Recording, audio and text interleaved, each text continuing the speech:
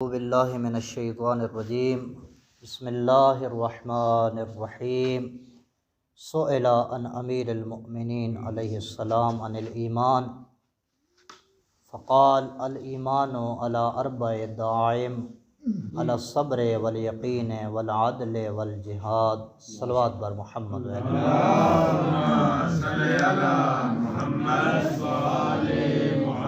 سلسلہ گفتگو نہج البلاغہ کے کلمات کثار کا 30واں کلمہ آپ کی خدمت میں عرض کیا جا رہا ہے، جو کہ امیر المومنین سے ایمان کے بارے سوال کیا گیا کہ ایمان سے کیا مراد ہے، تو امیر المومنین نے کہا کہ ایمان 4 ستونوں پر قائم ہے، صبر پر، یقین پر، عدل پر اور جہاد پر۔ پھر فرمایا کہ صبر کی 4 شاخیں ہیں، اس کے بارے جو ہے مفصلاً گفتگو دروس میں وہ ہو چکی ہے۔ آج ہماری گفتگو ایمان کے بارے ہے۔ ایمان صبر کا دوسرا ستون ہے، یقین جو ہے ایمان کا دوسرا ستون ہے، کیونکہ ایمان 4 ستونوں پر قائم ہے۔ پہلے ستون کا نام کیا تھا؟ صبر، اور دوسرے کا نام یقین کے بارے آج گفتگو ہے۔ امیر المؤمنین فرماتے ہیں کہ وَالْيَقِينُ مِنْهَا عَلَىٰ 4 شُعَبٍ، فرماتے ہیں یقین کی بھی 4 شاخیں ہیں، یعنی یہ 4 شاخیں دلالت کریں گی کہ یہ جو ہے یقین اس میں موجود ہے۔ یہ 4 شاخیں جو ہیں یہ دلالت کریں گی، جس طرح درخت کی شاخیں ہوتی ہیں، شاخیں دلالت کرتی ہیں کہ اس درخت کا تنا مضبوط ہے، اور تنا دلالت کرتا ہے کہ اس درخت کی کیا ہے، جڑیں مضبوط ہیں۔ تو یہ 4 شاخیں دلالت کریں گی یقین پر، اور یقین دلالت کرے گا کہ اس بندے کے اندر ایمان موجود ہے۔ امام فرماتے ہیں کہ جس طرح صبر کی 4 شاخیں تھیں، اسی طرح یقین بھی 4 شاخیں اس کی ہیں۔ فرماتے ہیں پہلی شاخ علی تبصرۃ الفتنہ وتأول الحکمہ وموعظۃ العبرہ وسنت الاولین۔ امام فرماتے ہیں کہ پہلی شاخ کا نام ہے روشن نگاہی۔ روشن نگاہی سے کیا کہ ایک چیز میں غور و فکر کرنا۔ دوسری شاخ سے مراد وتأول الحکمہ، فرمایا حقیقت رسی، حقیقت تک پہنچنا۔ وموعظۃ العبرہ، تیسری شاخ کا نام ہے عبرت اندوزی۔ وسنت الاولین، چوتھی شاخ کا نام ہے اگلوں کا طریقہ۔ اس کی وضاحت آپ کی خدمت میں عرض کروں گا۔ پھر امام فرماتے ہیں کہ فمن تبصر فی الفتنہ، جو بھی دانش و آگاہی حاصل کرے گا، تبینت لہ الحکمہ، اس کے لیے حکمت واضح ہو جائے گی۔ ومن تبینت لہ الحکمہ، جس کے لیے حکمت واضح ہو جائے گی، عرف العبرہ، وہ عبرت کو حاصل کر لے گا، اور جو عبرت کو حاصل کر لے گا فکأنما کان فی الاولین، گویا کہ وہ پہلوؤں میں موجود ہے۔ اب اس فرمان میں جو مشکل الفاظ ہیں ان کا لفظی ترجمہ آپ کی خدمت میں عرض کروں گا۔ امام فرماتے ہیں کہ تبصرۃ الفتنہ، تبصرہ بصرہ یبصر سے ہے، تبصرہ کسی شے میں گہری نظر کرنا، کسی شے کو غور سے دیکھنا، اس کو کہا جاتا ہے تبصرہ، کہ تبصرہ اس نے غور سے دیکھا۔ فتنہ سے مراد ہوتا ہے سمجھ، فہم، تیز نظریں۔ ایک ہوتا ہے فا تا نون، وہ فتنہ اس کا معنی فساد ہوتا ہے۔ ایک ہوتا ہے فا تا نون آگے تا، اس فتنہ سے مراد سمجھ، فہم، کسی چیز کو غور سے دیکھنا۔ اور آگے ہے کہ تأول الحکمہ، تأول الحکمہ کا معنی ہوتا ہے اول سے معنی یعنی تعویل کرنا، تفصیل کرنا، اور حکمت کا معنی دانائی ہوتا ہے۔ موعظۃ العبرہ، موعظہ نصیحت سے ہے، واعظ سے ہے، جس طرح کہتے ہیں کہ واعظ کا معنی ہوتا ہے نصیحت۔ موعظۃ العبرہ یعنی نصیحت حاصل کرنا۔ سنت الاولین، سنت کا مطلب ہوتا ہے طریقہ، جس طرح کہا جاتا ہے کہ سنت رسول صلی اللہ علیہ وسلم، یعنی رسول صلی اللہ علیہ وسلم کا طریقہ، تو سنت کا معنی ہوتا ہے طریقہ۔ اولین کا مطلب پہلے جو گزر گئے، اولین سابق۔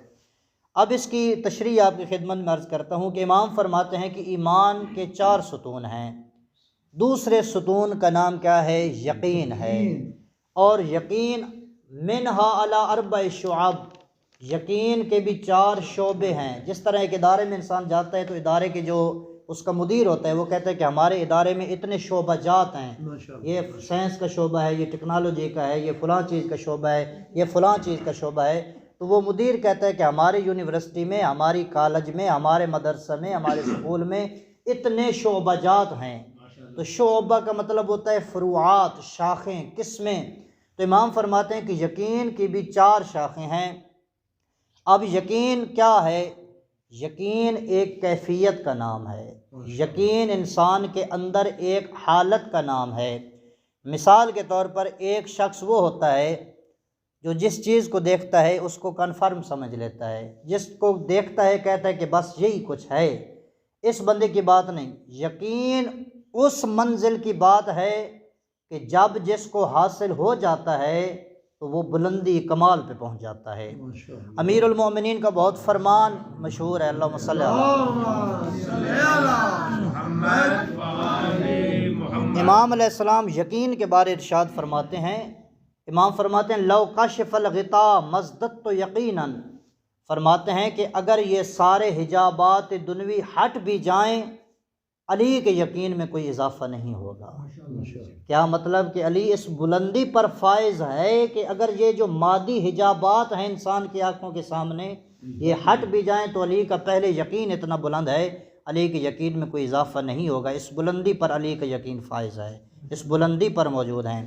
تو کیا یقین، اب دیکھنا یقین کیسے حاصل ہوتا ہے، تو امام فرماتے ہیں کہ 4 چیزیں یقین پر دلالت کریں گی۔ اگر وہ 4 شاخیں موجود ہوں گی تو پتہ چل جائے گا کہ اس بندے کے اندر یقین والا نور موجود ہے۔ پہلی چیز فرمایا تبصرۃ الفطنہ، کہ یہ بندہ غور کرے۔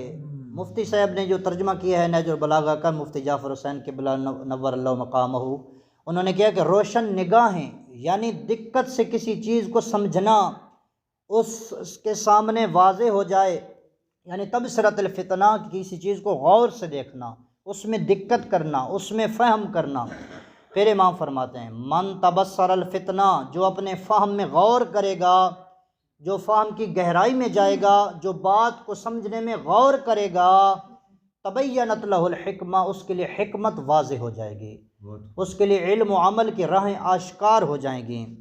پھر امام فرماتے ہیں من تبینت لہ الحکمہ، جس کے سامنے حکمت واضح ہو جائے گی، جس کے سامنے حقائق واضح ہو جائیں گے، جس کے سامنے علم اور عمل کی راہیں آشکار ہو جائیں گی، فرماتے ہیں من تبینت لہ الحکمہ، جس کے لیے حکمت واضح ہو جائے گی، عرف العبرہ، وہ عبرت کو پہچان لے گا، وہ عبرت کو حاصل کر لے گا۔ اب یہاں پہ دیکھنا ہے کہ عبرت کیا ہے، عبرت کسے کہتے ہیں۔ اس کی ایک آسان سی تعریف آپ کی خدمت میں عرض کرتا ہوں جو علماء نے بیان فرمائی ہے۔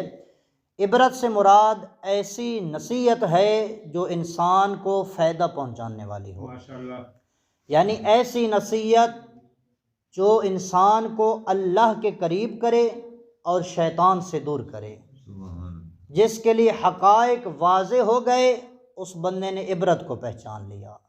اب یہ عبرت سے مراد کہ کسی چیز کو انسان غور سے دیکھتا ہے، اس سے عبرت حاصل کرتا ہے، اور عبرت کے ذریعے انسان اللہ کے قریب ہوتا ہے، شیطان سے دور ہوتا ہے۔ من تبینت لہ الحکمہ عرف العبرہ، جس کے سامنے حقائق، چیزوں کے حقائق واضح ہو گئے، اس بندے نے کیا ہے، اس نے عبرت حاصل کر لی، وہ خدا کے قریب ہو گیا۔ اب دیکھیں کہ کون سی وہ چیز ہے جو اللہ سے دور کرتی ہے۔ چیزوں کے حقائق اگر اس کے لیے واضح ہو گئے تو اس کو پتہ چل جائے گا کہ قوموں نے ترقی کیسے کی ہے، اس کو پتہ چل جائے گا کہ قوموں کی ہلاکت کا سبب کیا بنا ہے۔ یعنی اگر یہ چیزوں میں غور کرے گا، چیزوں میں دقت کرے گا، چیزوں میں فہم کرے گا، اس کو عبرت حاصل ہو جائے گی کہ فلاں فلاں قوم نے فلاں فلاں گناہ کیا اور فلاں فلاں عذاب نازل ہوا۔ اگر کسی قوم نے ترقی کی ہے تو اس نے کیا کام کیا، اس نے کون سی محنت کی، اس نے کون سے نیک اعمال انجام دیے اور اس نے ترقی کر لی۔ تو جب یہ چیزوں میں غور و فکر کرے گا، امام فرماتے ہیں عرف العبرہ، اس کے لیے عبرت کیا ہے، واضح ہو جائے گی۔ ایک درود بھیج لیں محمد۔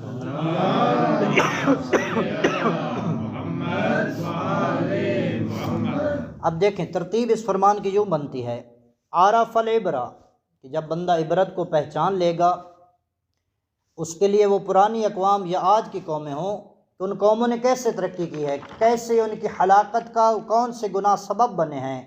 اب امام فرماتے ہیں من عرف العبرہ، جس نے عبرت کو پہچان لیا، جس کو سمجھ آ گئی کہ قوموں کے ہلاک ہونے اور قوموں کے ترقی ہونے کے یہ کام سبب ہیں، فَكَأَنَّمَا كَانَ فِي الْأَوَّلِينَ، وہ ایسے ہے جیسا کہ وہ اولین میں تھا، یعنی جس نے عبرت کو سمجھ لیا، جس نے عبرت کو حاصل کر لیا۔